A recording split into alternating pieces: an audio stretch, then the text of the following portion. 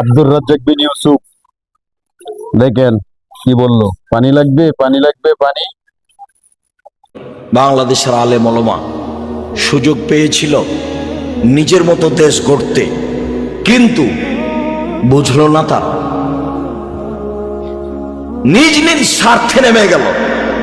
সবাই বসে, যারা মনে করে আমরা কোরআন হাদিস বুঝি, হানাফি হোক, শাফি হোক, মালিকি হোক, হাম্বলি হোক, যেই হোক না কেন, তারা যদি নিজ স্বার্থ ত্যাগ করে বাংলাদেশের মাটিতে পরামর্শের ভিত্তিতে নেতা নির্বাচন হবে, এই পদক্ষেপ যদি তারা হাতে নিত, তাহলে যারা গাদ্দারি করছে, করেছে, করবে, এরা সুযোগ পেত না। কিন্তু আমি আর আপনি তো সুযোগ নিলাম না।